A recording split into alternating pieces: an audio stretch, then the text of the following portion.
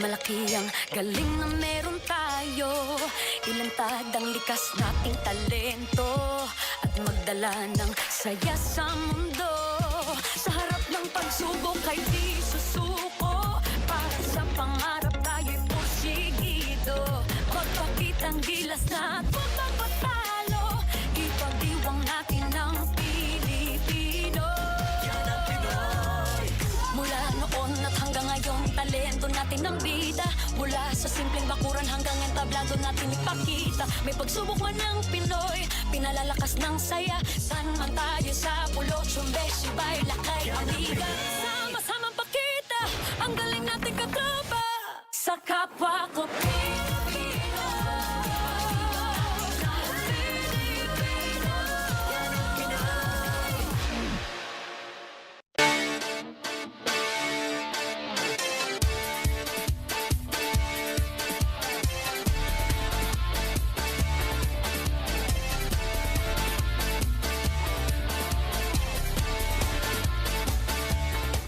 Ang taong 2023 ay naging makabuluhan at makulay para po sa Philippine sports. Balikan natin ang ilang mga magagandang moments dito po sa Power and Play ngayong Sabado ng umaga. E di paano? Bango na!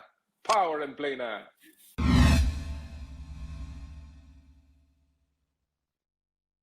Isa pong magandang umaga sa inyo lahat, mga kapatid.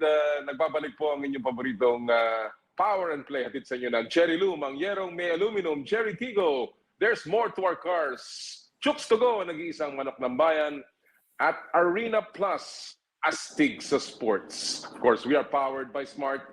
Live more today. Kamusta po kayong lahat? Naku, patapos na po ang ating 2023. At talaga namang naging makulay.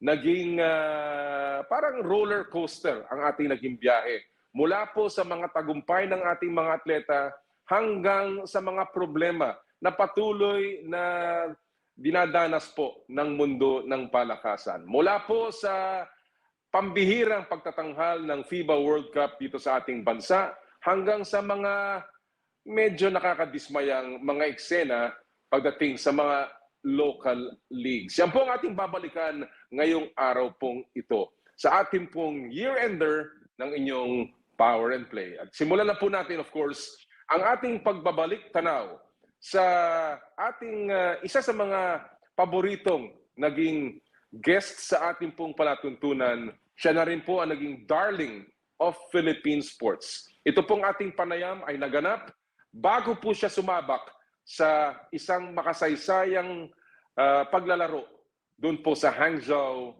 Asian Games. Ito po ang ating panayam kay Eala. But of course, the focus right now of many people, lahat ng ating kababayan, is what's going on in your preparations for the Asia. But before I ask you about that, you said nga that you've been preparing for this, your first Asian Games. Why is this so significant for you, Alex? Well, I think iba talaga yung nararamdaman mo when it's a team event. And syempre, I'm always representing the Philippines, but this is really, it's different. It's not just an individual thing. It doesn't feel individual at all. And you know that each country is going to send the best of the best players that they have. So you're sure to get some good matches and good competition out there. And of course, what makes it special also is that it doesn't happen every year. Right. So it's not that often that I get to enjoy playing team event like this. Yeah. You know, everyone says, every athlete that I've talked to always says, hindi naman nawawala yung pressure, it's always there. But the pressure of playing for yourself, I guess as a pro, and playing and representing your country, is there a difference? Well, sa isip ko, I'm always representing naman the Philippines. So, That's right. I try to treat this as, well, just another tournament, diba? Even though it's a good tournament, I know. But I'm just trying to keep my head down and focus on what I need to do next, the steps in preparation, as you said, and try to control the emotions of being a first timer here. You are one of three representatives of the country in the tennis competition, including Ruben Gonzalez and, of course, Francis Casey Alcantara. But you are the lone woman representative in tennis for the Philippines. How do you react to that? What are your thoughts about that, Alex? Well, I feel very blessed that I have this opportunity. It's that's interesting when you say it out loud. But I'm happy that I'm here with obviously Kuya Ruben and Kuya Nino. I think they're also very experienced in these events, and they're going to be here to cheer for me, and I'm also going to be here to support them, and I think that it's going to be a very fun and exciting week ahead. Interesting that you call both your teammates kuyas because they're obviously veterans. They're malapit na nga maging tito eh. Buti hindi mo tinawag na tito eh. But okay, having said that, have you gotten any tips from, especially si Alcantara? No, he's played in a lot of international competitions for the Philippines, and of course, Ruben Gonzalez will be your partner in the mixed doubles. Have you gotten any tips from them, or even just mind conditioning to prepare you for the Asian Games? Well, I've known them for quite a long time already, and this isn't the first time we've been teammates. So we played in the SEA Games last year also. So I think that we have good chemistry, I would say, and I think it will be easy to communicate with each other, and definitely many things I can learn from them. As you said, they're much more experienced in these types of tournaments. So I'm very eager to see what they have to bring and hopefully match their energy. I know that China has had very good players, and of course they are the hosts. Karamihan ng nasa field, I understand, are of course older than you. As usual, sanay ka na. But when you look at that, the opponents, the field, and of course the experience that you will be facing, how do you measure yourself against this competition? Are you at all parang daunted by the opponents? I wouldn't say daunted. If anything, I'm eager and I'm fired up to play these big players, right? And I know that I have what it takes in me, and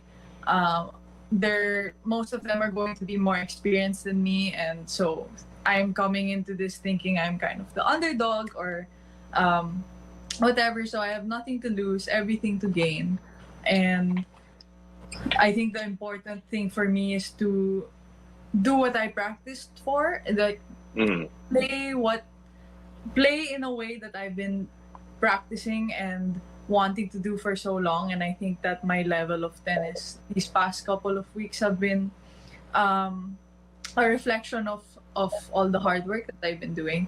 So I'm super excited, super eager to take on these bigger players. And I guess super confident as well. And you're entering the Asian Games with your career high world ranking at 191, which was just released a couple of days ago. And obviously, this is a big boost not only to your confidence, I guess, but to your pro career. What does this mean to you? Getting this kind of world ranking right now, Alex, as you enter the Asian Games. Well, it was this breaking top 200 was a huge, I would say, milestone for me and for my career. I think I've been stuck in the 200s to 250s, that zone for a while, and I realized how big of a step and how much work it took to just fix those fine details and pass that step. And I believe that in the past few months I was able to do that, and it just makes me appreciate the people who've done it before me and the work that it takes to go every step to just go down 10 spots and then 10 more spots and then 10 more spots and having to defend points every time. And it's a process of getting to know the sport and also part of transitioning into a real professional. And when I think about it, in the whole world there's like 200 women, and I like best like tennis players In and the world, I'm in the top 200 best women tennis players in the world, and I'm super proud of that. And I cannot say that it just came with ease. So I have my team to thank, and my parents and my family to thank, and of course the supporters.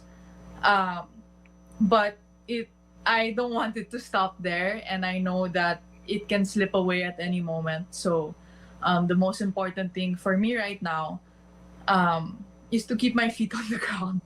And going into Asian Games, I know that there's going to be a lot of even stronger opponents. So I need to just keep the focus and head on.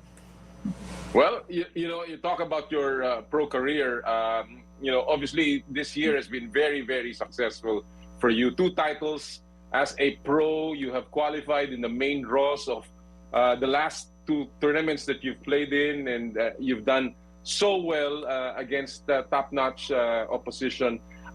Let me ask you first. You said that transitioning into full-time as a pro. How has that been for you, Alex? It's been great. It's of course a lot of day-to-day work, a lot of training, a lot of mental. It takes a lot of mental strength, but in the end, this is what I love to do, and this is what I've worked my whole life to be doing. So I couldn't be happier to be in this position and to have the opportunity to chase my dreams and to be able to do what I love. What was the hardest part from that being a junior player to a full-time women's player in the pro level? What has been the most difficult part of that? That's a good question. Well, I think it's, for one, learning to accept that the improvement's not always going to be like this. It's gonna be slow. It's very slow, and the higher you get up the mountain, the steeper it will get. So the improvement won't come as fast anymore. And of course, to just realize that this is a job now for me. This is like, this is what I'm going to do for, it's not just an after school activity or, it's really my career now. And I'm super blessed to be able to say that, but with that comes a lot of responsibility, which I am still navigating. And I have my parents and my coaches to guide me through that. But I think that this helps me grow as a person and also mature a little bit. Well, obviously the maturity is coming faster than most women or girls at your age, and I guess it's not by choice but force of circumstances, because you really have to keep up with all of the other more experienced players. But when you look at yourself, and if you have a self-assessment, Alex, what has been, I guess, your biggest improvement in your skill level that has made it a very successful year for you? I think physically I've improved a lot. Are you stronger now, you think? Yes, I can say. Nararamdaman ko nga. No, this has been a focus for me for a while now, and I think with all the time being added up, I've been seeing the results of it on the court, and I couldn't be happier. It's very, slow process, but it's worth it. What do you think, on the other hand of the spectrum, are the factors that can get you to the next level? That's another good question. I I think kind of generally most of the aspects of my game need maybe one more step. Kunwari, I don't know, power could use one more step, and then one little step, and then fitness, speed could use another little step, and then mentally another little step, and then all of those steps together. If I'm able to make all of those happen, then I'll see my level increase. But okay. like I said, again, very slow road. Parang video game, there are video games like that, diba? You slowly add on to the strength level. But of course, it's real life. But again, as a pro, and again, pro track moving forward, you have graduated from the Rafa Nadal Academy. Does that change anything in terms of your relationship, your arrangement with your trainers right now? Before I graduated, I was on a scholarship to attend the academy. But now we've shifted to a professional contract.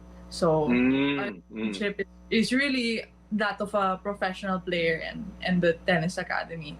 But as for the people and the day-to-day interactions and things, I've been surrounded by these people for 5 years already, and I'm very close to them and I trust them a lot, and I have a lot of history with them, so my relationship with the people there is still the same, and the academy has done a lot for me and I'm super thankful for them. Are you adding additional coaches and personnel to Team Alex at the moment, or is it still the same now that you're full-time playing in the pro circuit? Well, yes, I do have a couple coaches there. I have Danny and Joanne Bosch as my tennis coaches, and for my fitness coach, we have a woman on the team now. Her name is Yuk Bausa, and I think this team that I was able to build really has a solid foundation, and I think we have good relations with everyone and good communication. So so far it's been working really great. Well, at this point, as I said, you are at your career high ranking in the WTA. Are you right on track, you think? Are you happy with where you are right now? And what's the next level of development for you? Well, I am very happy with where I am right now. Happy but not satisfied. And I think, I try not to think about all of these rankings too much.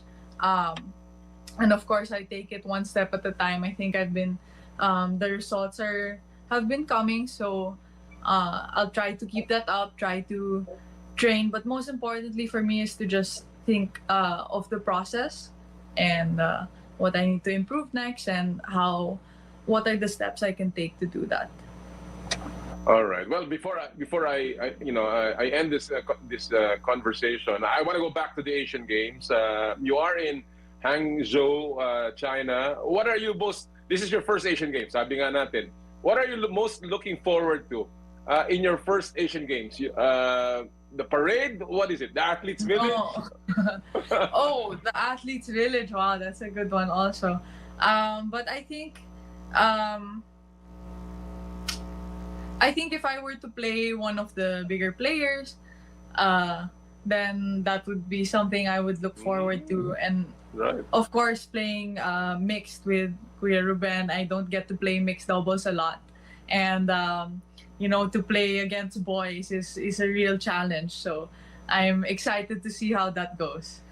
At yan po ang ating naging panayam kay Alex. Of course, napakatalino at patuloy na nagbibigay ng karangalan. Sana po ay pagpatuloy ang kanyang tagumpay sa susunod na taon. Sa ating pong pagbabalik, ang ating namang ipapakita ang ating pong huling panayam sa isang naging kontrobersyal na issue, at kontrobersyal na atleta, si Maxine Esteban ng Philippine Fencing. Ito po ang Power and Play. Hatid sa inyo ng Cherry Loom, Cherry Tigo, Chooks to Go, at ng Arena Plus.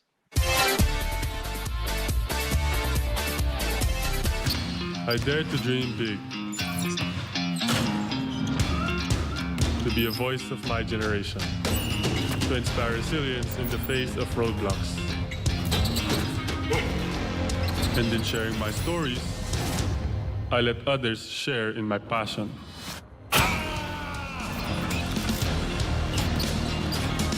Follow Kai's stories on Twitter and share yours. With Smart Double Giga Stories. Share 2 times the passion with 2 gigabytes for Twitter and more. Guaranteed every day, plus data for all sites. Simple, smart ako.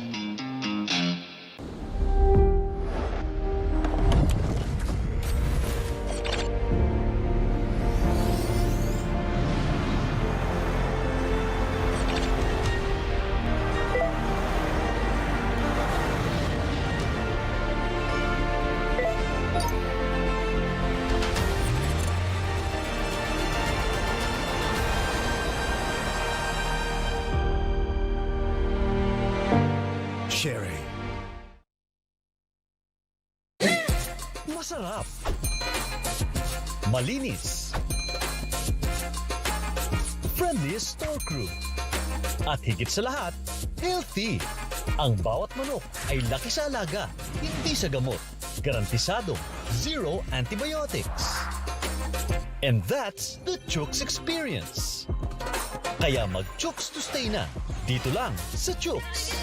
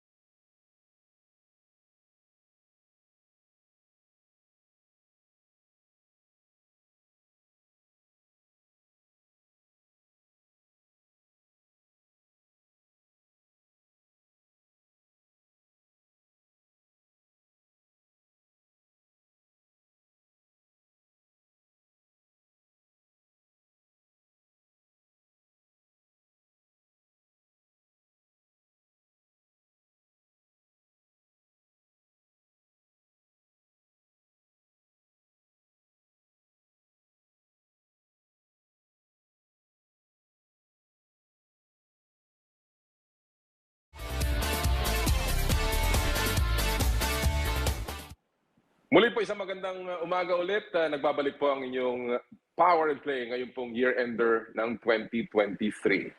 Isa sa pinakamaganda natin pong naging kapanayam o pagiging interviewee dito sa ating palatuntunan ay ang top Pinay fencer na si Maxine Esteban na napilitang mag-iba ng federasyon dahil sa naging controversial na mga pangyayari sa kanyang career as a Philippine fencer. Ito po ang tell-all na idinitalye mismo ni Maxine Esteban sa inyo pong abang lingkod. Ang ating panayam with the Philippines' former top fencer and now with the Ivory Coast, Maxine Esteban.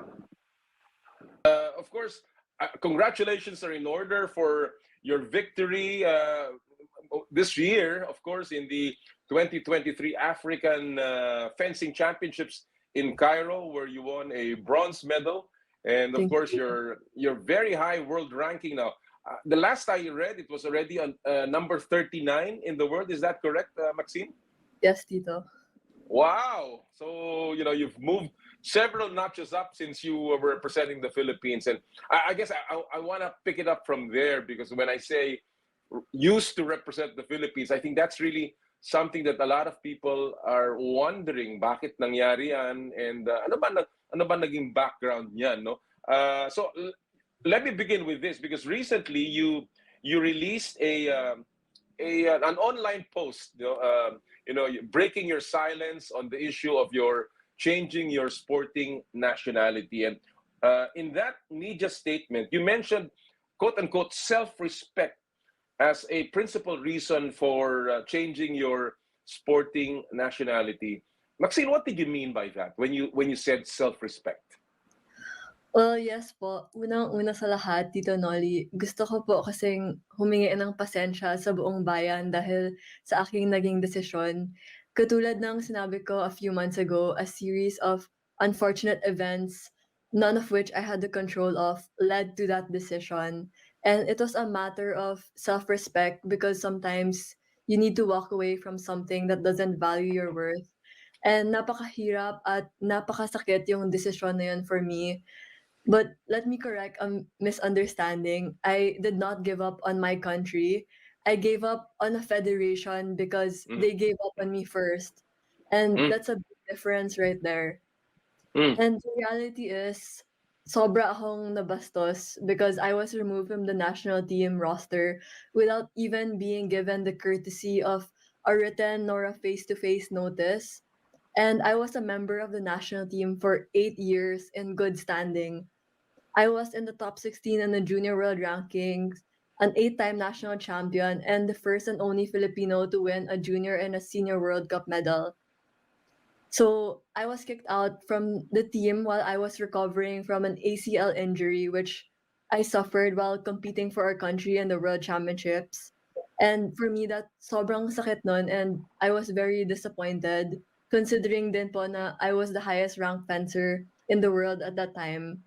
So I really assume that athletes deserve some respect to at least be given an advance notice, respect to be at least spoken face to face, and respect to be at least given the chance to have a discussion. How did you get the notice, and how did they come up with this decision just to remove you from the national team? Sobrang masakit at nakakahiya. And I hope na it won't happen to any other national athlete, because at that time, I was very hurt when I received the news na wala na pala ako sa national team from other people. So I was very shocked because I depended on their letter excusing me from all training and competition for 6 months. So when I heard the news from other people, I really couldn't believe it. You were excused from competition. What were these competitions? Was this something that they asked you to do, knowing full well na may injury ka? Was that something that you were being required to do, and you were excused from that, Maxine? So right after my ACL injury, they scheduled. When was this ACL injury? This was sometime last year, right? Yeah, last year. Okay. They scheduled qualifiers for the Southeast Asian Games, and I immediately wrote them a letter right after my surgery, and I asked them if they can excuse me from all training and competition for 6 months, which they responded, and they said, yes, of course, like you are excused from all these competitions and training for 6 months. How was that response given to you? Was that formally as well? No, it was through their official email. Okay, okay. All right. And let me get this clear. When you got your injury, were you in training? You were in competition, right? From what I remember. Yes, I was competing in the World Championships. Under the Philippine flag. Yes. Oh, wow. Okay. So you were excused. You requested to be excused because of your injury, and presumably to get better and to rehab from your injury. And the response was yes, based on an email that they sent to you officially. Mhm. And then, how did you learn that um, you were removed, and why? What was the reason given? Well, when I wrote to the federation after my surgery, uh, they told me that they wrote to me and said that it was because I wasn't ready and that I didn't join these 5 qualifiers that happened. Mm, And had I known po na the excuse letter given to me was useless, of course, I would have joined and forced myself to join these qualifiers, even if I knew full well that I had a fully torn ACL. Because, who knows, maybe I would have won. But nga, I relied on their excuse letter and thinking na the federation supported me. And so I just focused on my recovery. Were there other fencers who were in the same boat, but in other words, did not meet the requirements, and yet they were qualified into the national team? Yes po, Tito. Like, tinanggal po ako sa national team because according to their one and only reply to me, hindi daw po kasi ako sumali sa qualifiers. Pero meron din mga hindi sumali na Mm, nasa national team pa rin hanggang ngayon. mm. So for me, of course, if the law should apply to all, if not to none at all, 'di ba? And Right, that's why right, yeah. that's why maybe the transfer would have been avoided if the alleged rule equally and fairly applied to all without any exemptions or exceptions. Let me get this straight. So there were other fencers, pareho rin kao, na were not able to attend these 5-leg qualifiers. You were not able because you were injured, and you requested, and they granted your request na wag na sumali doon. And yet, despite that, kinanggal ka pa rin sa national team while others were able to qualify.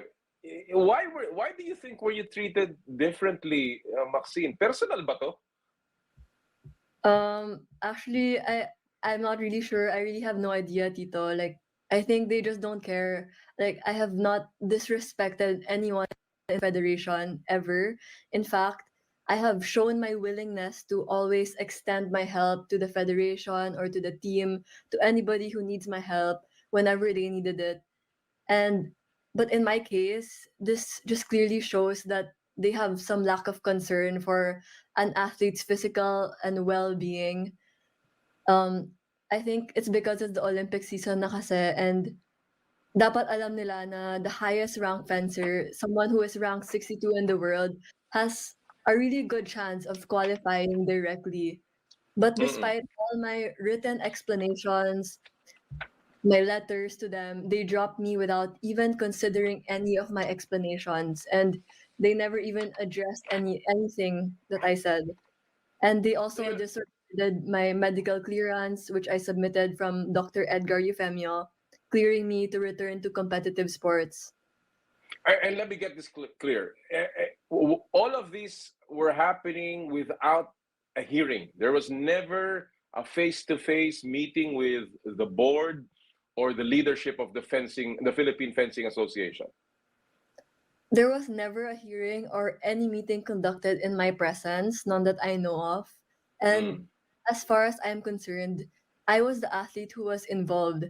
And mm. being in the national team for 8 years, an athlete with good standing, and the highest ranked Filipino fencer in the world, and I was injured because I was representing the country, someone who depended on their permission to be excused from all training and competition. I think I deserved at least an audience and to at least be informed because I Mm. wrote them several times and sought for an audience from them, but they never addressed this request. Our staff has been very resourceful, and we were able to get the letter sent to you, dated December 15, from the president of the PFA, of course, Congressman Richard Gomez.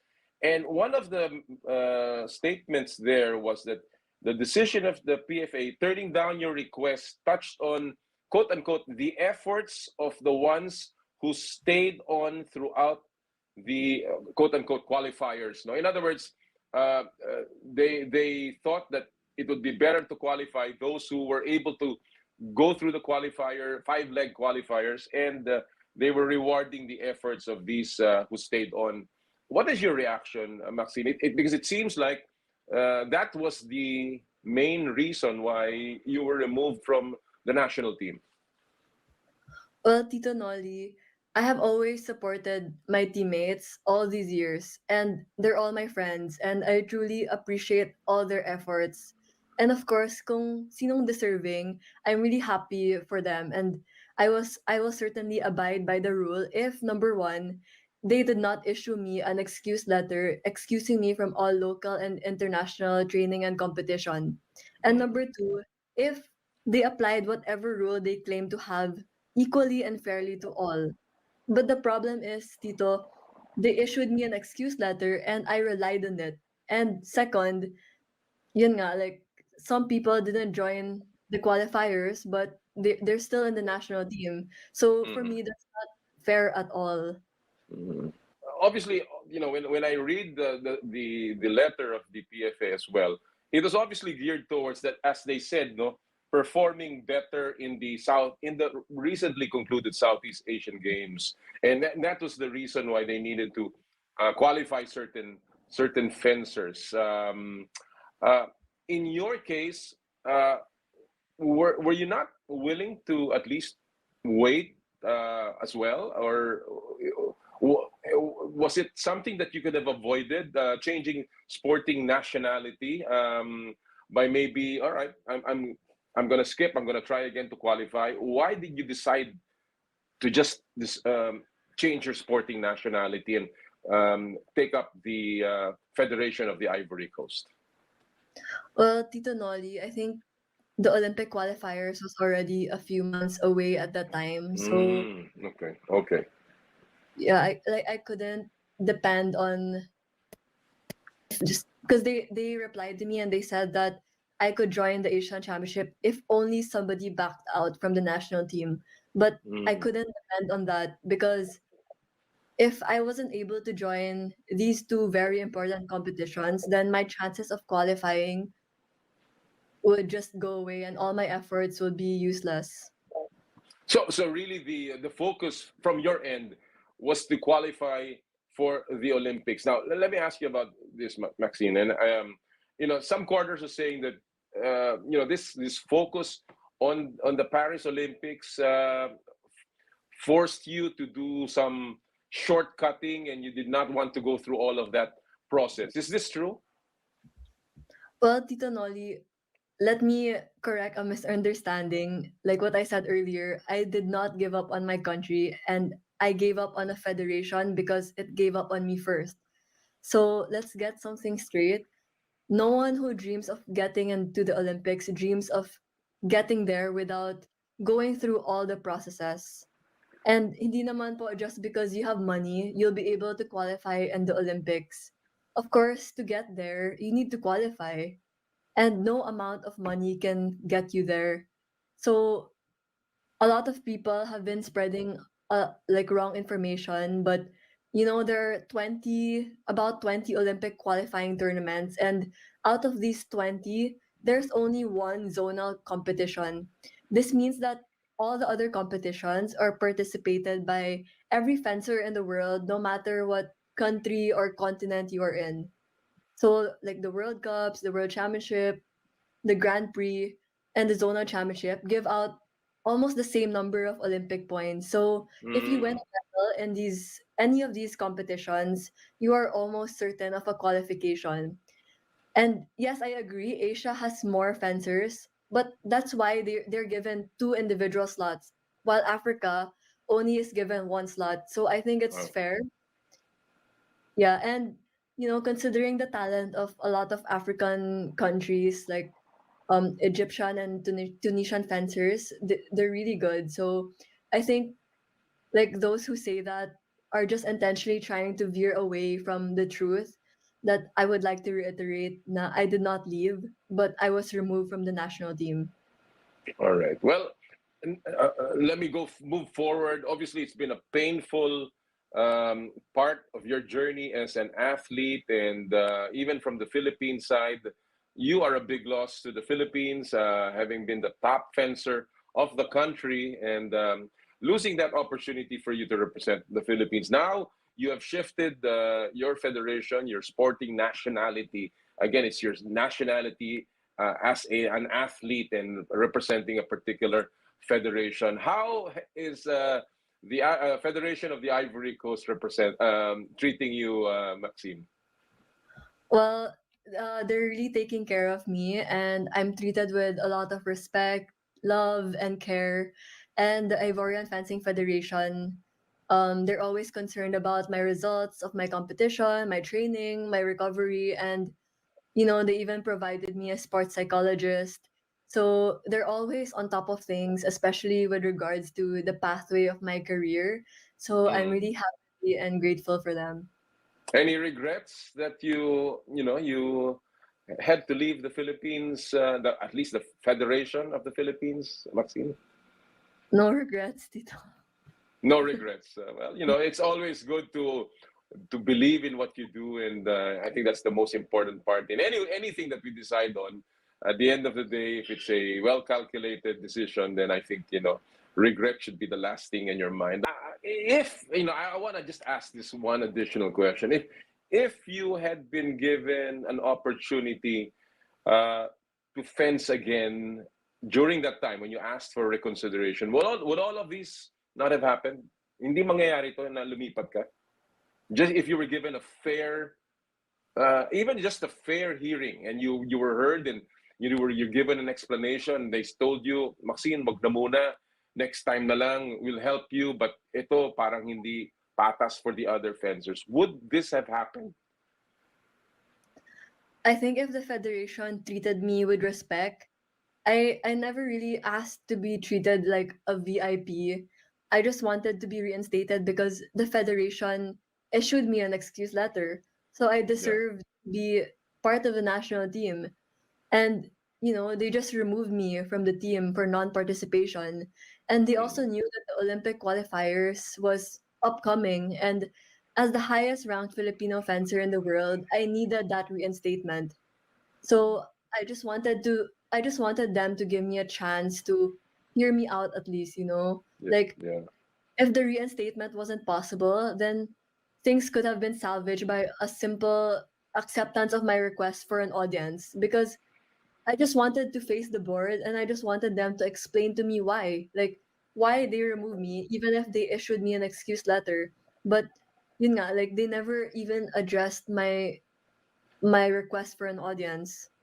I guess in yours and the way I feel it, you still feel so much like a Filipino. How much of the Filipino athlete is still burning in your heart, Maxine?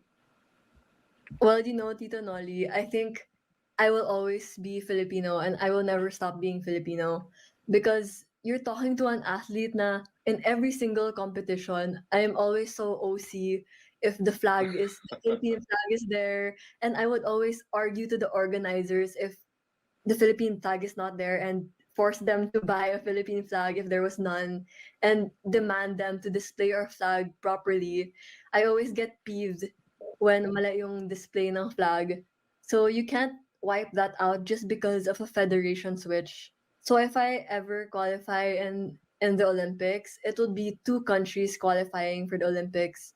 So the flag that I represent, which is now my home, the Ivory Coast, and the Philippines, which is where I came from and I'll always be from. It's my roots, and I will never forget that ever. Like my heart will always pound for both countries.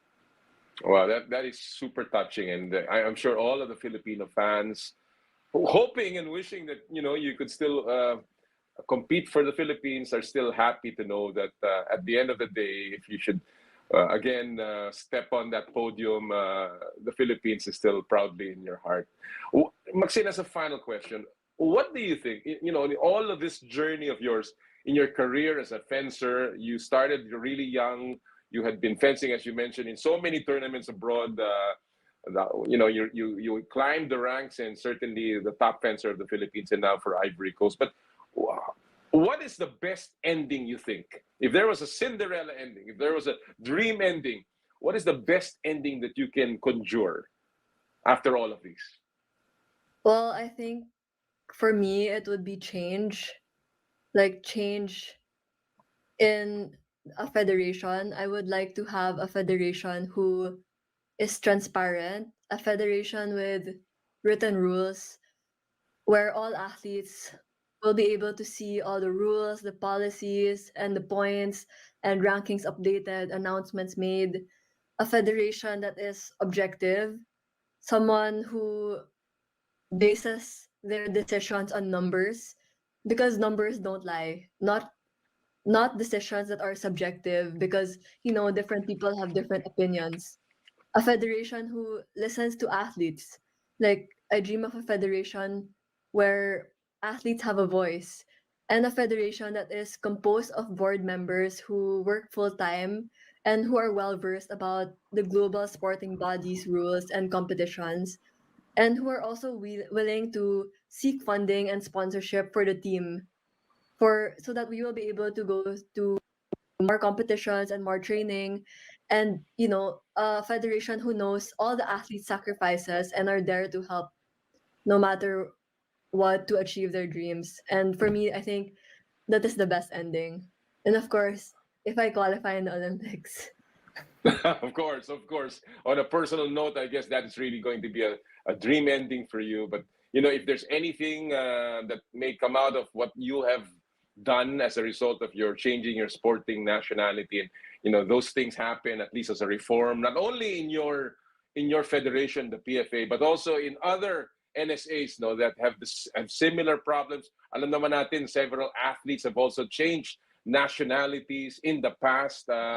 Sana nga, kahit paano, something would have been learned from this experience of yours. Maxine, thank you so much for joining us.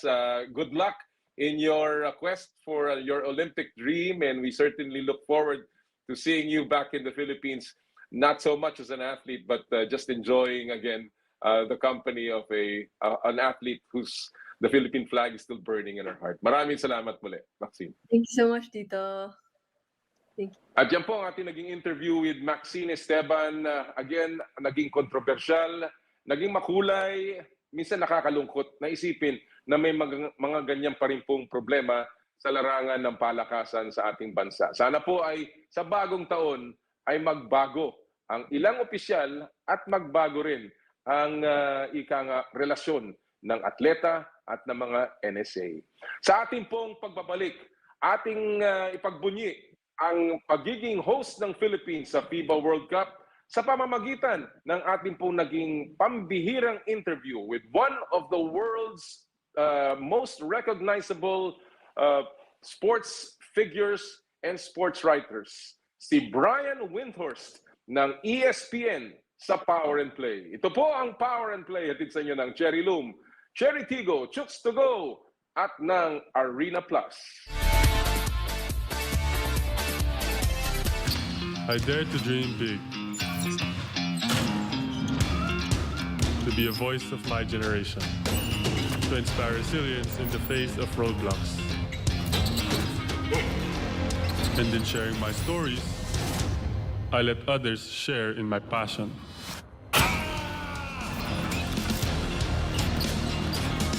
Follow Kai's stories on Twitter and share yours. With Smart Double Giga Stories. Share 2 times the passion with 2 gigabytes for Twitter and more. Guaranteed every day. Plus data for all sites. Simple, smart ako.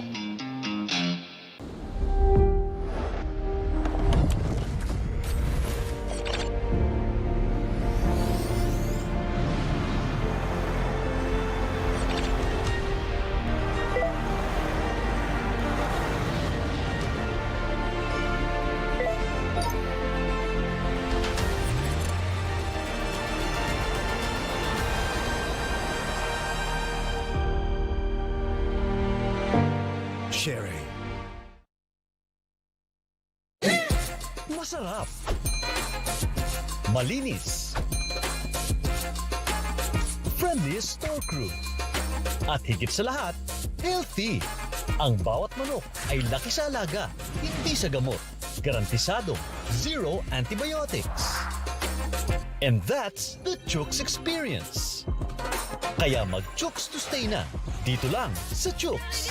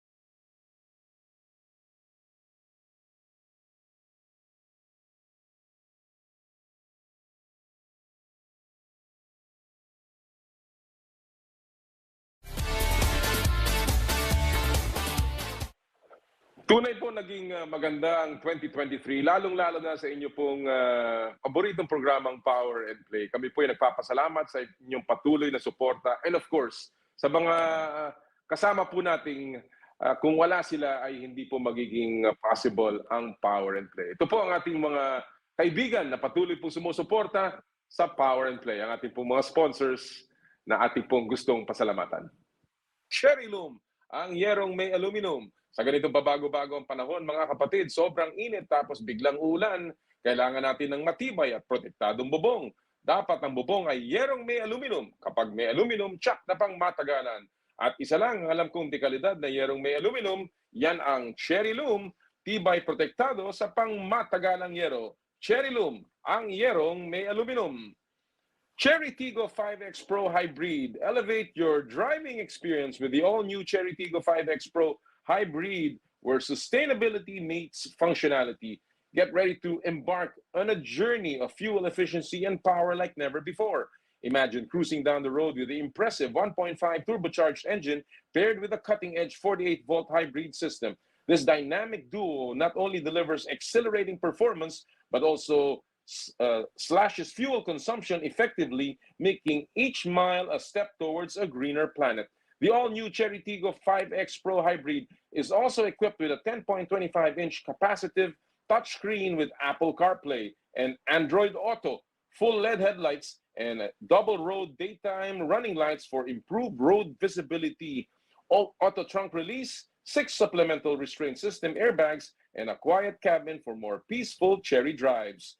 To learn more about the all-new Cherry Tiggo 5X Pro Hybrid, visit Cherry Auto Philippines website at www.cherryauto.ph or visit your nearest Cherry dealership.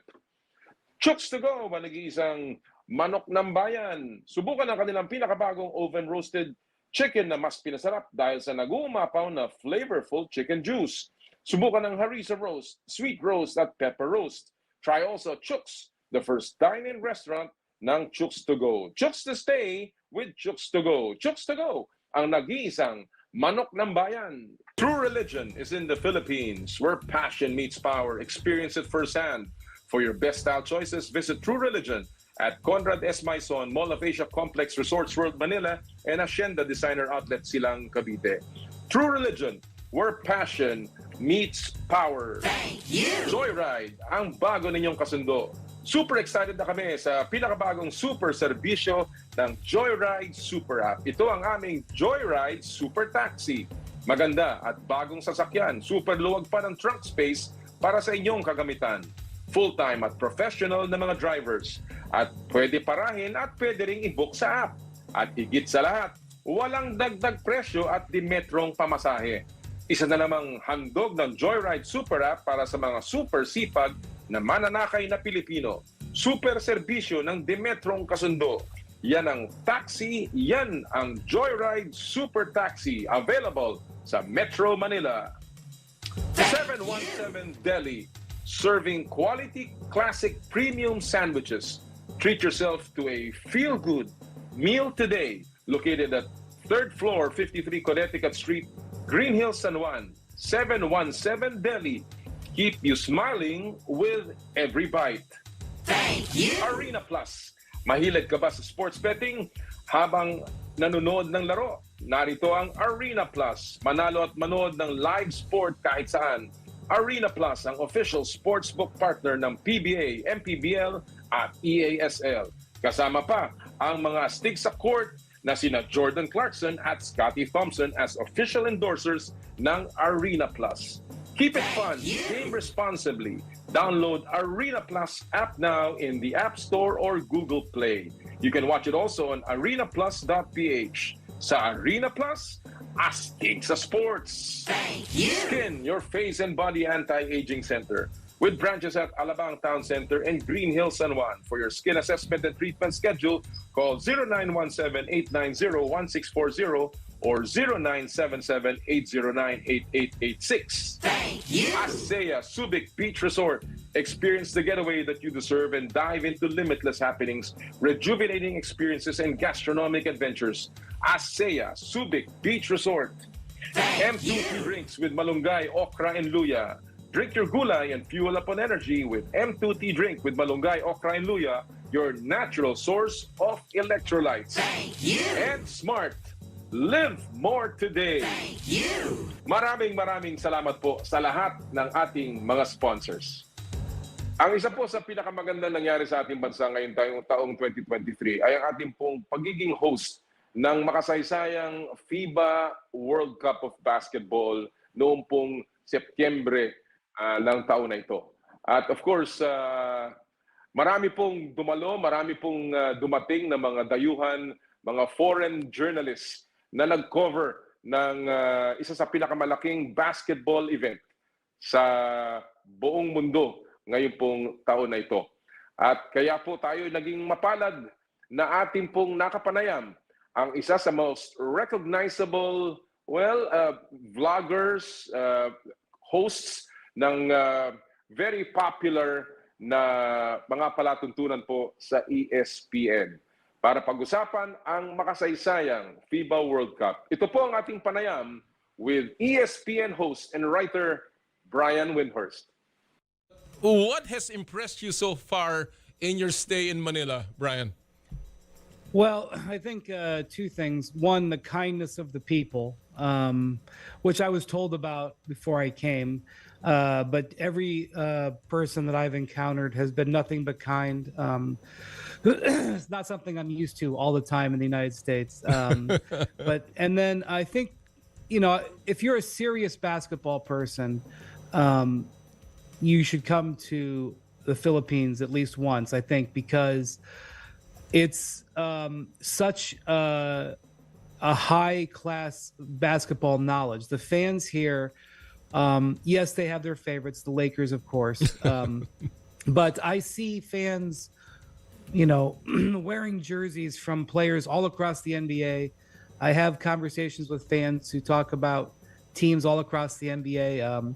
I came across a fan a couple of days ago who was very, upset because his beloved Utah Jazz, Walker Kessler from the American team, wasn't playing, and I saw a fan in a Markelle Fultz jersey from the Orlando Magic, proudly wearing it. Talking about excellent, Brian, I want to go straight to this.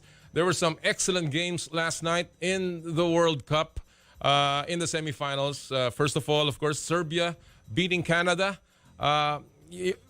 It's pretty impressive considering that the Serbians don't have their best players. In fact, they don't probably have some of their top players in this team, and yet they won. Was this a surprise for you at all? Yeah, the Serbian team, Sergio Hernandez, who was the coach of Argentina for many, many years, led Argentina to medals in the World Cup and medals in the Olympics. He gave an interview 2 days ago, and he said, I think Serbia is going to win because I think Serbia plays the best concept and the best team defense. And I paid attention to that because this is a man that I've covered for years, and I know he doesn't just say things. And so, one of the things I think that happens in America is whenever America loses, they always say, well, we just formed our team and these other teams have been playing together for 10 years and it's a disadvantage. Well, sometimes that's true, but sometimes that isn't true. And in this case with Serbia, it isn't true. Yes, many of these players have been on the national team in some form for a while, but this team is very new. This is a coach that is, while he is very respected and has a decorated history, Perisic, he has not been their coach of this group before. This group basically has been assembled in this form for 2 months. And they practiced very aggressively. I just heard Tim Cohn on here talking about doing 3-a-day workouts. That would never fly in America. But I was talking to Bogdan Bogdanovic of the Serbian team yesterday after they won, and he said when we first got together, the coach was putting us through 2-a-days and these long meetings. We weren't sure about him. And obviously, they came together very quickly and have a tremendous team concept and a tremendous spirit. And yeah, they're missing arguably, 2 or 3 of their 5 best players in their country, but they play terrifically together. They play with vision. They play egoless, and it showed throughout this tournament. It showed against the Canadians. Have to appreciate the way Serbia plays, and you certainly have to appreciate that.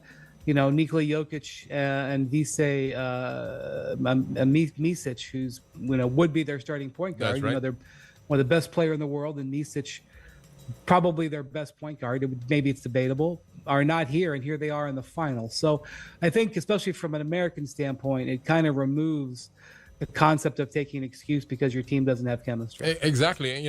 I read a lot about that. That the Americans didn't send their best team, and yet we see the Serbian team coming up with a tremendous performance, particularly after losing to Italy. In fact, it may have been a blessing in disguise. But do you see, Brian? Obviously, the Serbians played as a team. They out-rebounded the Canadians. They outshot them, although the Canadians shot almost 60% last night. The Serbians hit 71% of their shots. And, of course, in three-point shooting, again, the Serbians played so well. Do you think it's the FIBA style, the NBA players just having a more difficult time adjusting to this kind of maybe conditions, the game today, the stakes, as well as the officiating? Officiating is a big factor. There's a couple of things that are huge for NBA players that are difficult for them to transition to. One is that in the NBA, especially over the last 10 or 15 years, they have really changed the rules to allow the players to move freely throughout the court and freely within the offense. And that's just not the case in FIBA basketball. They just allow a tremendous amount of contact, and not just FIBA, but European style basketball. When you watch European leagues and you watch European, pan-European, the Euro League, they allow a tremendous amount of contact off the ball. And so that is something that is a big adjustment. The second thing, especially an issue for the Americans, is the traveling rules. I think FIBA is definitely a more pure form of basketball. If you were to, follow the rules, create it in a laboratory, that's the case. The NBA is a more fan-friendly designed, more, it's certain things are are done to make the game more attractive to the fan. And it's like to me, just as a quick example of this, against Italy a couple of days ago, right at the end of the third quarter, the Americans were up big, and Tyrese Halliburton made this great play, went between his legs, midair, threw it up to Paolo Banchero, who dunked it. This was the number one highlight play in the United States from this tournament. It was a lot of excitement from the U.S. players after the game, and it almost caused a fight on the court between the Italians and the Americans. So Steve Kerr and the Italian coach kind of had words about it after the game. And, I was asked by a number of European journalists whether or not this was, a breach of etiquette. And meanwhile, it's the most popular thing for the players. This is how the Americans see the game. They want to have a little bit of fun. They want to trash talk a little bit. They a little bit of taunting is encouraged in the NBA. Highlight plays are encouraged. That's not really the FIBA style. FIBA is like, we're going to have business, all business. Right. So when it comes back to the traveling rules, is that there's certain things that American players are used to doing that are clearly against the letter of the law. It doesn't mean that they don't have mastery of the game. It just the NBA doesn't want whistles. They want as few whistles as possible. They want guys making great athletic plays. They're not as worried about the pivot foot being 100% accurate. So that's one thing that is an issue that they run into here. And it's not because they're ill prepared or they're stupid. It's just because it's not the way that they play. All right. So in the case of the Canada game, the Canadians could not figure out why they were allowing off-ball contact, like hand fighting, but then when anybody bumped on ball, they called a foul. The answer to that is because that's what FIBA does. That's the FIBA rules, and that's just not something. That's definitely something the Canadians in the U.S. Were disadvantaged.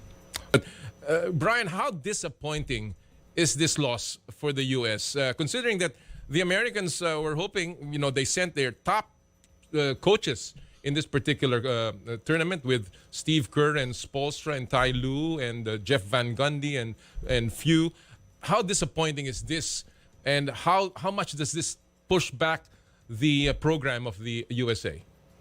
Yeah, well, anytime the U.S. loses, it's very disappointing. The expectations that they're going to win. The truth is that when you include the exhibition games, the friendlies, dating back to the last three international major events, which would be the 2019 World Cup, the 2021 Olympics, and now the World Cup here in the Philippines, the U.S. has lost 9 times. They lost 3 times in the last World Cup. They may lose 3 times in this one. They lost at the Olympics. They lost a whole number of friendlies. The U.S. loses games now.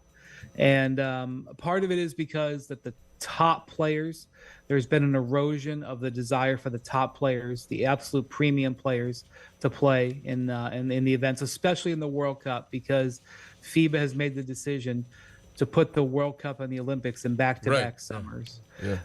That is just costing. It's already a tough sell for some American players, but now it's really tough sell, and that's part of it. Is that they don't have it. The other part of it is there's just terrific international competition, and so the U.S. loses games. They didn't lose between 2006 and 2019. They didn't have a loss in a major competition for 13 years. Clearly, that area is over. And one of the reasons that this is a disappointing loss is that the U.S., this loss was, you mentioned, Noli, that it was a well-played game. I think it was a well-played game. There were certain things that the U.S. Did maybe that wasn't their best, but what lost in this game for the Americans was their strategy. Within the terms that Steve Kerr and Grant Hill, who, those are the 2 guys who pretty much picked the team, this team did what it was supposed to do. But the strategy was flawed. And that strategy was basically, to play small. Right, exactly. Yeah, and so that's a bigger issue beyond just the loss last night. That's a bigger issue for the American team going forward. Actually, that's a point that I wanted to ask you. Size was clearly a problem, not only in this particular game when the U.S. lost to Lithuania, they were also exposed there in terms of the size. You know how Austin Reeves was abused at the low post, and how Valanciunas and Montejunas took care of the boards. In this particular game, it was the same thing. When the Germans put together their bigs, Voigtman, Thies, Thiemann, and the Wagners, there was a bit of separation. What's happening to the bigs of the Americans, Brian? Is this a product of the small ball concept that worked very well for the Warriors, and now it's biting back? Yeah, I mean, this is part of a bigger issue. There's not a lot of great. Well, first off, there's almost no very good American centers. There's some excellent American big men, but the biggest, tallest people in America who come into the NBA don't want to play center. Anthony Davis doesn't want to play center.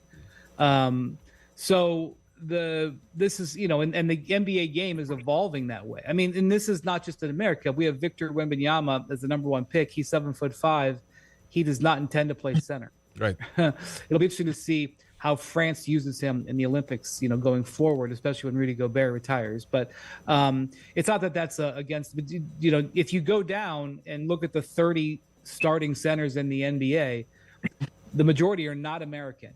And when you look at the best centers, the majority, they're not American. So the U.S., knowing this deficit, designed a team that was designed to play small and fast. And not only did they design it, but Steve Kerr, believing that was the way his team had to win, leaned into it. And what I mean by that is he did have one center on his roster, Walker Kessler. He basically didn't play him. I mean, Walker Kessler is 7'1", I think, 7'2". He is an absolute center. He resembles a bunch of the centers that they've faced in the last week, especially because they played 4 consecutive European teams. That's what you're going to have. I mean, the 8 teams that made the quarterfinals, 6 of them are European.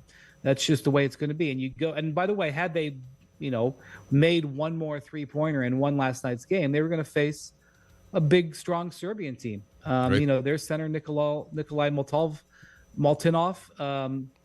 is one of the best, strongest centers in the tournament. So It wasn't like that was solved.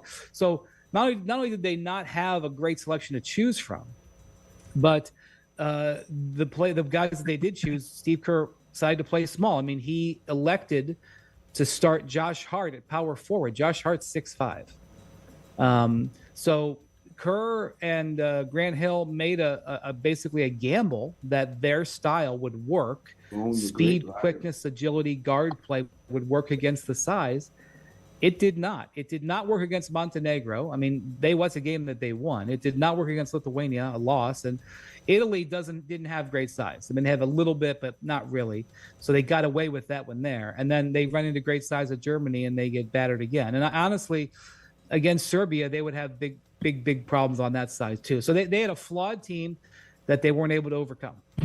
We know that the world has become undaunted by American basketball, and partly to blame, of course, is the Dream Team that really exposed the basketball to the world. And as you mentioned, the World Cup is now just a year before the Olympics. So again, player availability is a problem. Do you think that the U.S. will ever put their top teams in the top players in the World Cup, given this kind of schedule and given the fact that I guess how they perceive the World Cup to be in terms of importance? It's going to be hard.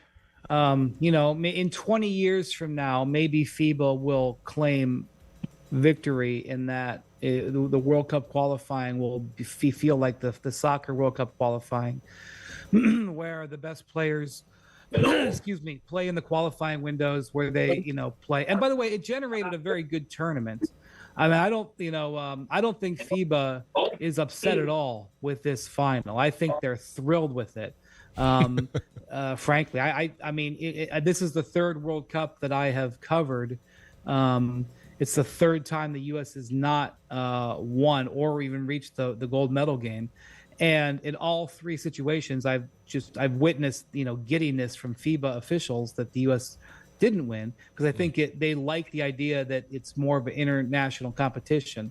So I think FIBA is very happy with this change, but this change on the back-to-back years is going to make it hard for the top NBA players to do it. They're just not going to commit to it. You're always going to have a younger team. And I will say that, overall though, regardless, even if it was every other year, every off year between the Olympics, and there was 2 years in between the Olympics and World Cup, the U.S. would still have a problem with size, Noli. Right. There's an erosion away from guys who want to play center. The Europeans, their centers can shoot threes. Yes, that's the modern game, but they also like to go play center. They like to go down there in the trenches and play tough and play big and act like centers from yesteryear.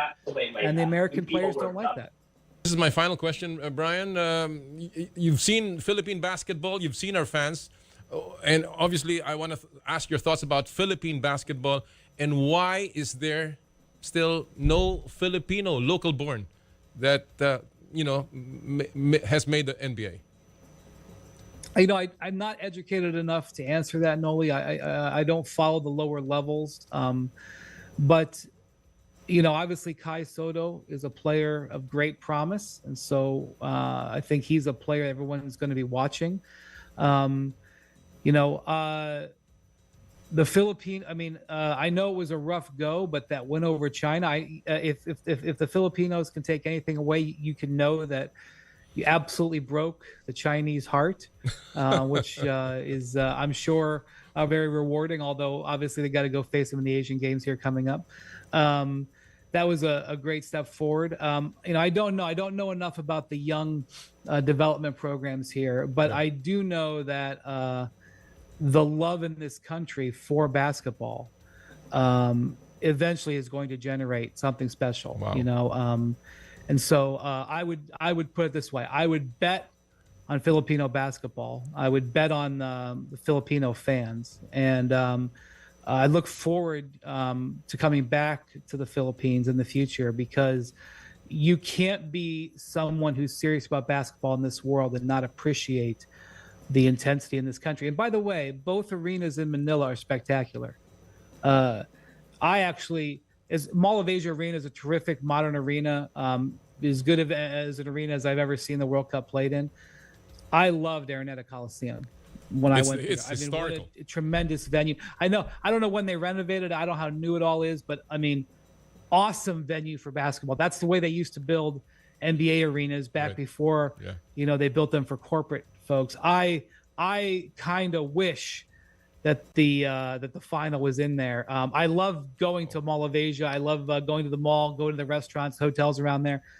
I'm not advocating for a change, but I'm so glad that I went up to Araneta Coliseum, because that's a great venue. So great venues for basketball. It would be great to have other events here going forward, and it would be great to have more NBA preseason games or whatever in those venues, because they're great with the fans. Well, we certainly appreciate all that you've done, all the good words that you've said on your podcast, and that's why you're such a big hero out here. Your fan following, you're more than 900,000 followers on Twitter. I guess maybe a good number are Filipino. So you're always welcome to come back, Brian, and we certainly hope that you will. By the way, Homer Saison is one of the beat writers of one of our local organizations here. Says hello. He's a regular in our show, and he says hello to you. Well, Homer, I've seen Homer for years. He's been coming over to the U.S. I just want to say thank you for having me, and thank you to all the Filipino fans who've been so nice to me. I have to go home because I've been on the road too long. Otherwise, I would stay and go to some of the islands. But thank you to the Philippines. Thank you to Manila. Thank you to you, and I look forward to being back someday. Yan po ang ating naging panayam kay Brian Windhorst on the historic FIBA World Cup.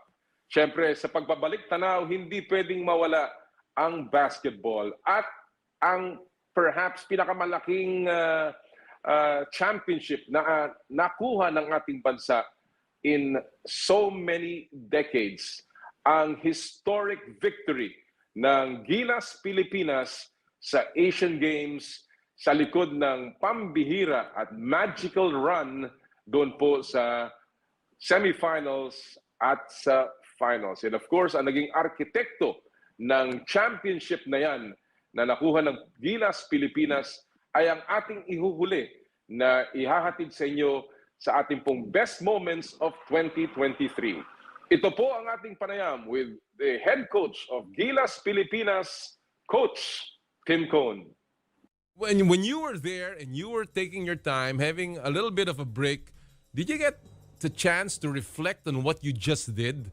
61 years of a drought and you bring home the gold medal despite all the challenges that you faced. Well, I think that was really the key. The challenges, we were. It just seems kind of surreal, the whole moment and how we did it, and the way it worked out, and the shots that Justin made, and the way the group came together was a really veteran group. They really came together.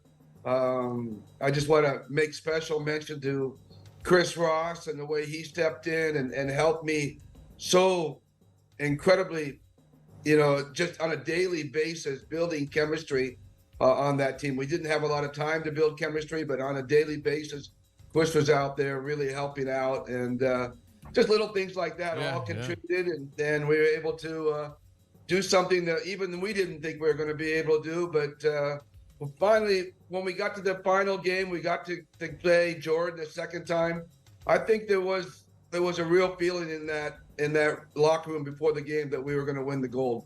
Well, talking about that, Tim, you actually predicted a victory after you lost to Jordan. After you went through the first couple of games, and then you finally met Jordan in the group stage, and we lost there.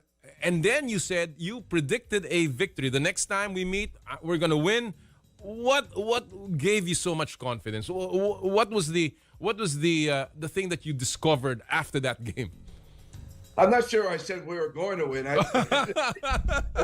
think we could beat them because we just felt that we didn't play a particularly good game. We had a terrible fourth quarter. We were in the game until the fourth quarter. I felt that game kind of coalesced us a little bit, kind of got us going for the rest of the series.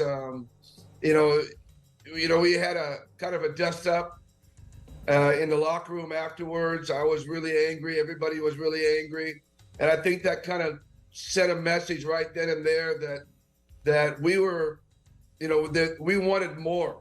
We weren't going to settle for less, and we kind of settled for less in that fourth quarter, and we were kind of ashamed of ourselves and ashamed of each other for that kind of performance. And it kind of told us right there that not only did we want to win this thing, but we felt like we should win this thing, and that kind of carried over into the next few games. And when we came back to Jordan to play them again, we were ready.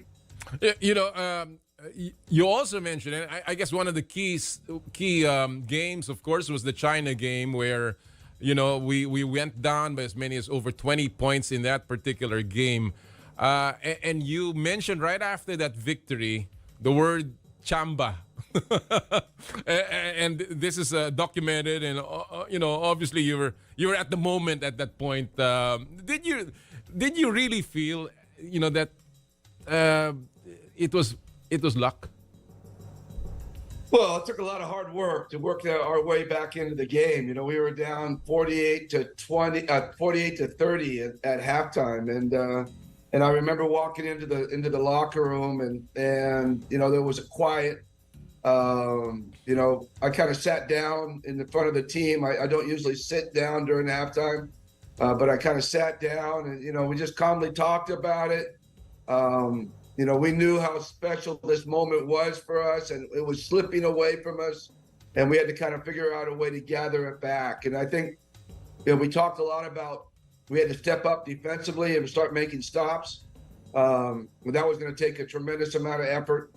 And then we all kind of collectively, myself, the whole team, everybody in the locker room kind of looked at Justin and said, Justin is going to have to open it up. And I think that was the term we used. We're going to have to open it up and really come at it here in the second half. and boy, did he respond. I mean, my gosh, it was almost, the things he did were almost miraculous and in many ways inhuman. He just didn't seem like a human out there. He seemed like an alien from another planet. Kind of like the old Michael Jordan. Anyway. But it was just an amazing performance, and everything kind of had to work well for us. We made stops, and Scotty missed 2 free throws, but then their point guard missed 2 free throws.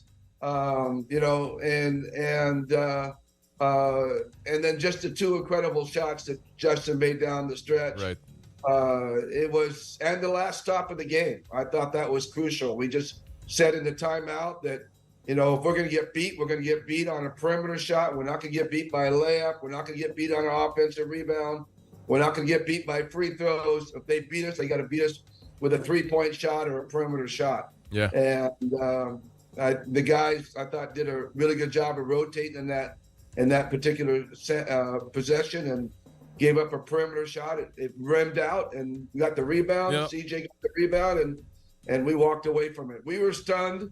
China was stunned.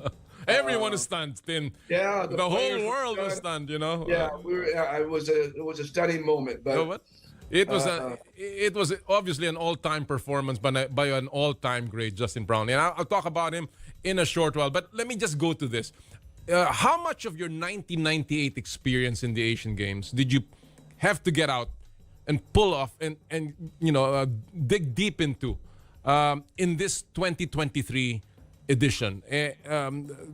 Because I heard from someone close to the action, and I don't want to say any names here, that you just pressed the right buttons at the right time. You said the right words to the team at the right time, and it was just, he said to me, it was just an impressive performance that people did not see, especially in the locker room. So how much of that experience in 1998 really helped you in 2023? Well, I got to give that guy my bonus. All that kind of stuff. I was a really young coach back 25 years ago, and I hadn't really been that experienced. I think that at that time, I think a lot of that, we felt a lot of pressure. I know I felt a lot of pressure. I felt the whole team felt a lot of pressure. I wasn't able to relieve the pressure. I didn't know how when I was a young coach. And I think that is the thing that helped us the most, I think, coming into this one, is that,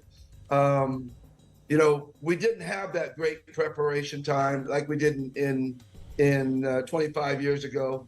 We didn't have, the time to pick the players that we felt would fit together really well, like we did in 98. So there was, I think the expectations were so much lower going into this thing. Mm-hmm. And so I think that helped a little bit. We didn't have that immense pressure on us. I thought once we got by the quarterfinals, once we beat Iran, we were no longer worried about losing anymore, right, or embarrassing ourselves anymore. And I think that was prevalent in our minds in the beginning. Wow. We really didn't know how good we were going to be. Right. Once we got by the quarterfinals, it's like, well, okay, we've exceeded expectations. People didn't think we were going to get here. Right. So we don't have to worry about the losing anymore. Now we can really dial in and focus on the winning. And so there was that feeling, Tim. Played pressure free through the next 2 games. So there was that feeling. There was a prevalent feeling before the quarterfinals that the pressure was greater because people thought that you will not reach all the way to that particular stage.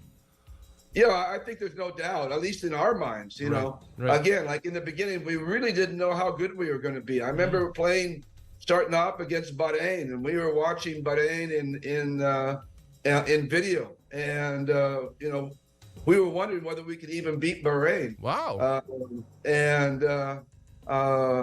Because they looked really, really good in video with their import, and they were shooting the ball extremely well. They had dominated the tournament that they came into before the Asian Games. Totally dominated that tournament.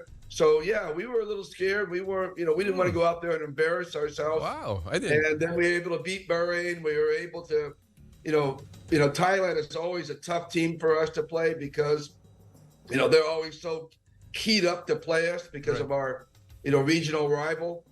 And then, we did in fact embarrass ourselves against Jordan.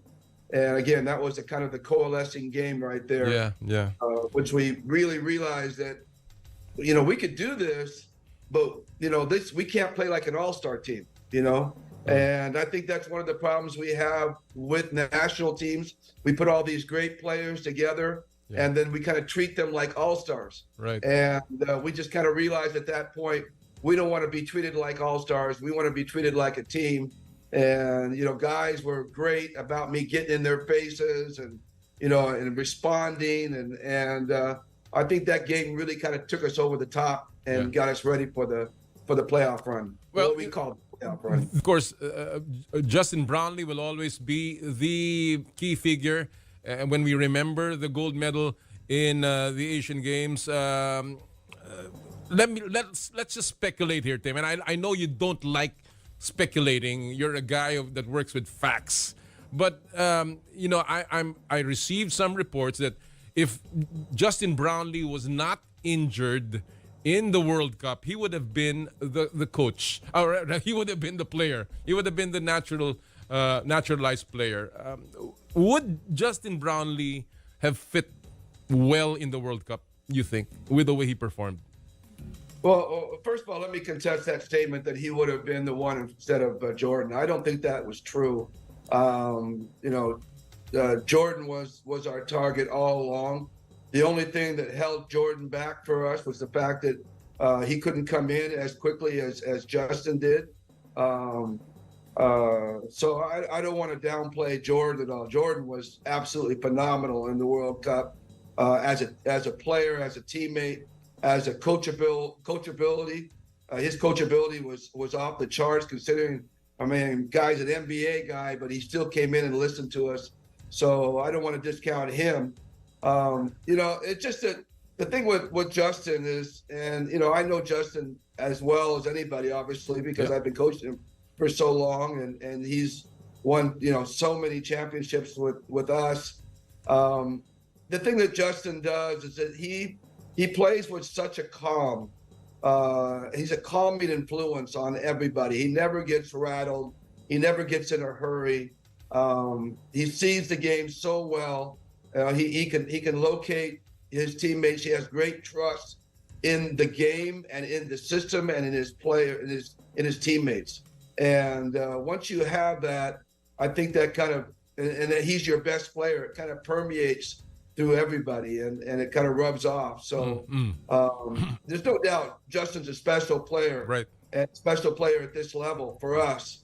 But again, I don't want to discount Jordan, and no one will forget that performance Jordan had against China when he had like 21 points in 4 minutes. Well, that truly was inhuman. Well, of course, Jordan Clarkson is Jordan Clarkson, and I think nobody can ever downplay his credentials as well as the way he poured his heart out for the Philippines.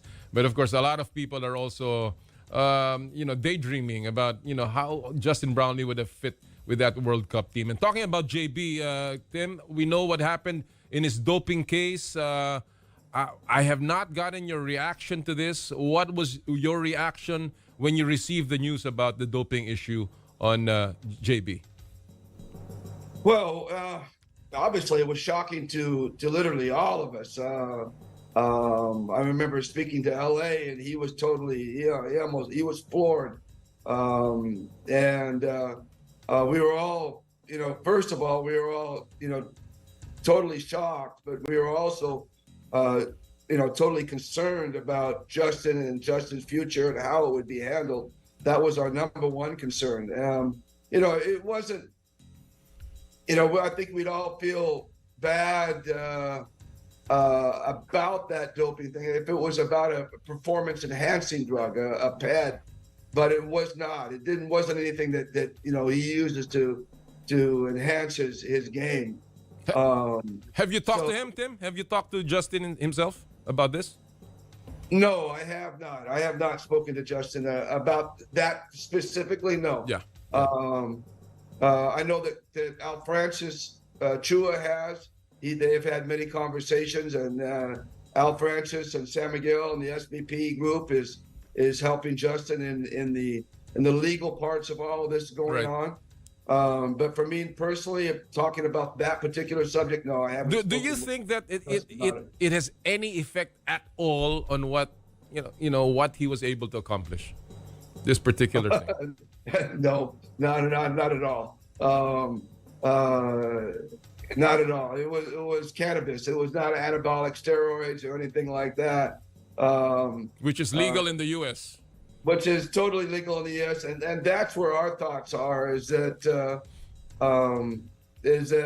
he was from my understanding, and I'm not an expert by any means, but my understanding is cannabis can stay in your system for quite a long time in terms of testing. Right. And so I don't know the levels or anything. I'm just talking off the top of my head. Right.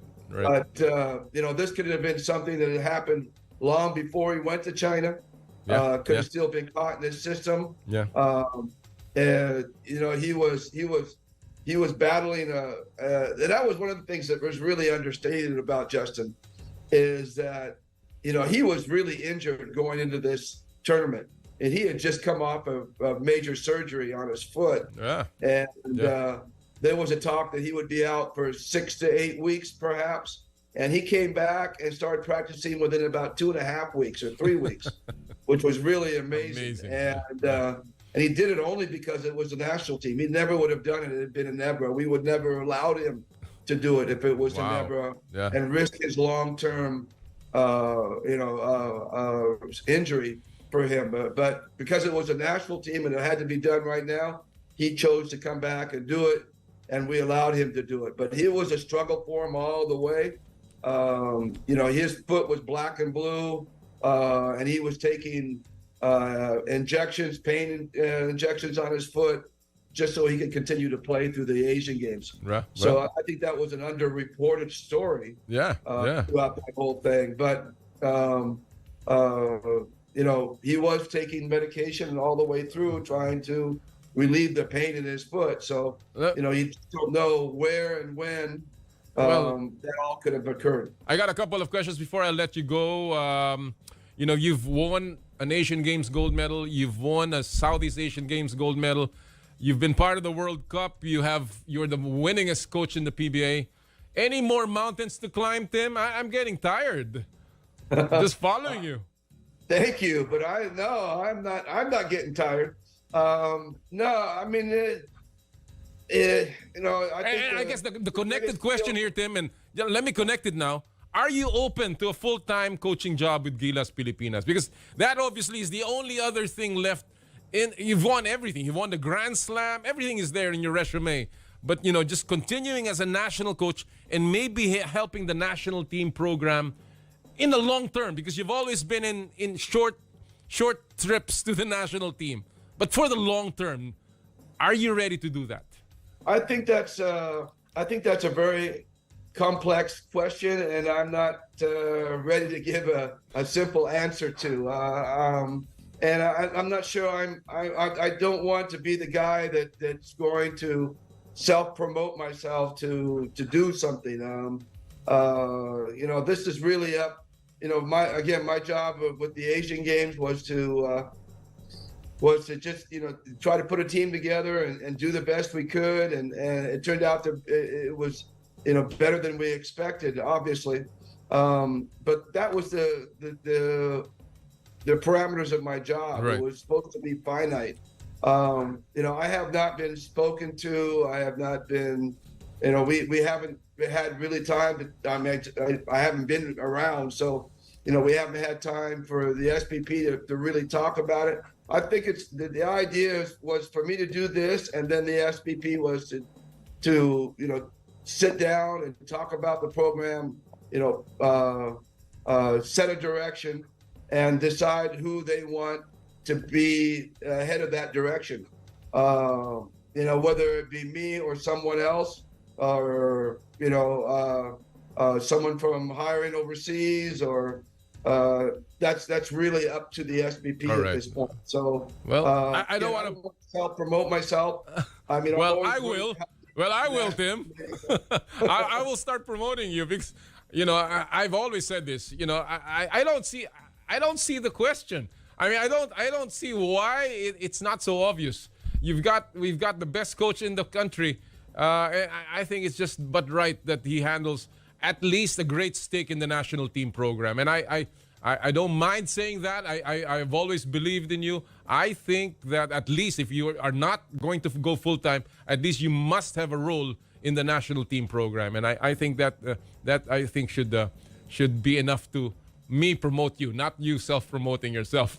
But well, again, I just think that just real quickly, briefly, my issue is you know I'm totally devoted to Enebra and the legacy of Sonny Jaworski and all that, and so you know, is it fair for someone to wear two hats? You know, I mean, do this and do that. Can you give full attention to both? right. And that's what I mean by it being a complex question. Right. It's not just simple, straightforward.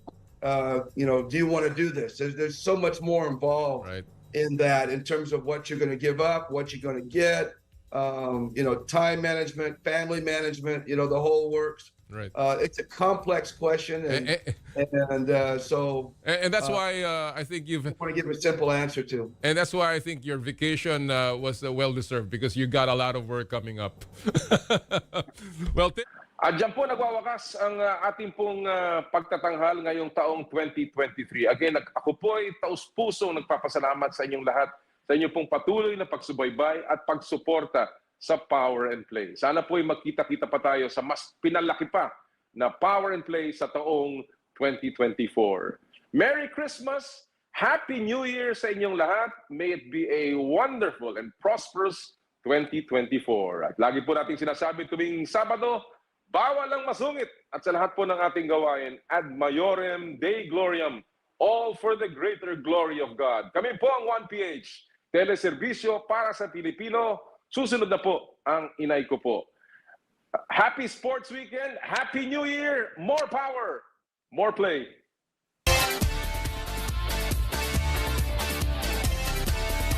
Sa kapwa ko Pilipino, ipagmalaki ang galing na meron tayo. Ilantad ang likas nating talento at magdala ng saya sa mundo. Sa harap ng pagsubok ay di susuko, para sa pangarap tayo'y porsigido. Magpakitang gilas na pagpapatalo, ipag-iwang natin ang Pilipino. Yan ang Pinoy. Mula noon at hanggang ngayon, talento natin ang bida. Mula sa simpleng bakuran hanggang entablado natin ipakita. May pagsubok man ng Pinoy, pinalalakas ng saya. San man tayo sa pulo, sumbe, sibay, lakay, amiga. Sama-sama pakita ang galing natin katropa sa kapwa ko Pilipino.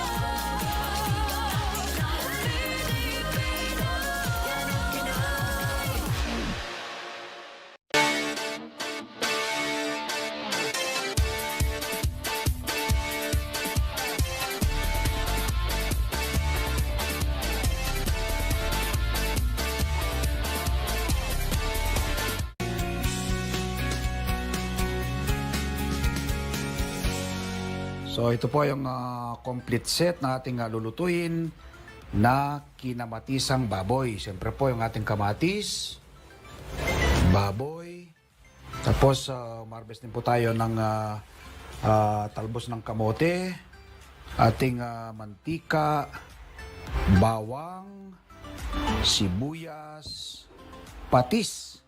Tapos maglalagay tayo ng pampasarap din na sili. At ang ating pangsabaw, isang basong tubig. So, yun po yung complete set, ano?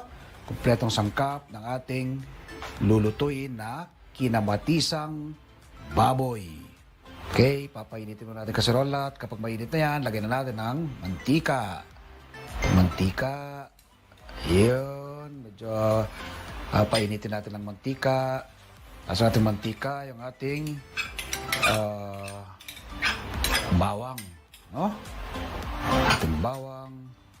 Lulutuin po ng bahagya ang bawang, ano?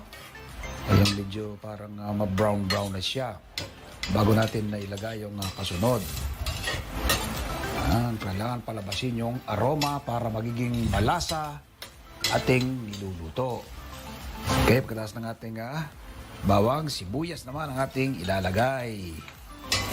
Yan, nalutuin din po ng bahagya ang sibuyas. Haluin. Yan. Tapos, sunod natin ating baboy, yung ating karne. Yan. Alright. Lutuin mo ng bahagya yung ating karne. Paghalo-haloin natin. Yan. Alright. Tapos, sunod natin ang patis para ma-absorb yung lasa. Ayan. Haloyin natin ng bahagya. Ngayon. Ngayon, takpan natin para mas mabilis pong lumambot ang karne. Ayan. Ayan, ay tingnan natin kung kumukulo na. Yun. Kung ang ating karne ay mukhang lumambot na rin. Medyo haluin natin bagya. Ayan. Alright. Ayan, ay sunod na natin ang ating bida. Ang kamatis. Yun. Kamatis. Haluin po natin. Inimix natin ng buti. Ayan. Ang kamatis po ang kumbaga sa ano siyang magbibigay ng masarap na lasa. Yan. Tapos lagyan na po natin ng tubig, isang basong tubig na pang ating pangsabaw. Yan. Tapos ay pakukuloyin po natin na yan. At ating pakukuloyin, tatakpan hanggang kumulo. Alright. Okay, tingnan natin na yun. Yun, kulong-kulo na siya, no? Mga 30 minutes po natin pinakulo para malambot yung ating karne. Tapos maglalagay na tayo ngayon yung ating gulay. Sariwang-sariwa din na bagong harvest na talbos ng kamote. So, healthy na, pinasarap, at pinahealthy pa. Tapos lagay na rin natin ng sili. Yan. Okay. Pakuloyin natin bagya yung ating gulay. Yan, patay na natin ang kalang. Yun. Okay. So ngayon po ay kakain na at ang ating ulam ay itong ating bagong lutong kinamatisang baboy. So ito pong ating kanin, no? Itong ating bagong lutong ulam from garden to table, no? Kaka-harvest lang ng ating kamatis, kaka-harvest lang yung ating talbos ng kamote. Ito po ay napakasarap ito. Natin itong ating kamatis at karne. Lagyan ko na rin ng konting lagyan ko na rin ng gulay, no? Natin ng kanin. Yan, ako.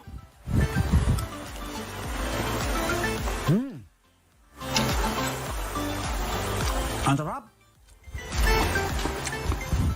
Manamis-namis ang lasa dahil bagong harvest yung ating kamatis, bagong harvest yung ating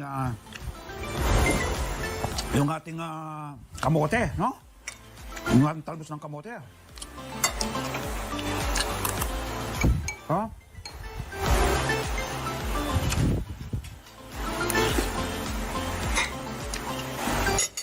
Yung karne, tamang-tama rin, no? Manipis ang iwa, tapos pinakulang ko ng 30 minutes, lumambot siya ng gusto. Tamang-tama din ang timpla, balance, no? From garden to table, no? Kaka-harvest lang po ng ating kamatis, kaka-harvest lang natin talbos ng kamote, tapos yung ating karne, iniwan ng manipis, pinakuluan ng 30 minutes, ito ang resulta. Napakasarap po ng ating ulam, no? Tiyak po, kapag kayo nagluto nito, meron kayong anak medyo maselan sa pagkain, magugustuhan din po itong ganitong luto. Kahit pero meron kayong VIP na bisita, ipaghandaan nyo po siya ng ganito, no? Tiyak po ay kanyang magugustuhan. lalo po ngayon, holiday season, ano? Malapit na ito na, Pasko, na pagdiriwang na natin ng Pasko. Kapag meron kayong mga bisita, mga kamag-anak, magluto po kayo ng ganito. Tiyak po ay magugustuhan nila at baka kunin po nila ang recipe sa inyo para magluto rin sila ng kanilang sariling luto na ganito na kinamatisang baboy.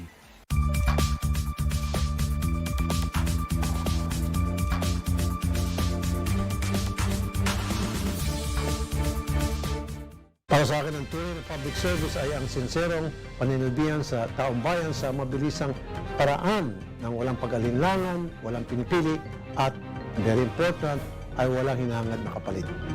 Yung mga taong malapit sa akin, nakaka-relate ako dahil once upon a time I was just like them. So alam ko yung kanilang mga naramdaman, so alam ko kung paano bigyan solusyon ang kanilang mga problema. Nakikita ko yung kanilang paghihirap, nakikita ko na yung paghihirap nilang yon kailangan ng agarang aksyon dahil pinaikot-ikot na silang sistema kung saan na silang sa ngayon ng gobyerno pumunta, and I was the last recourse. So I go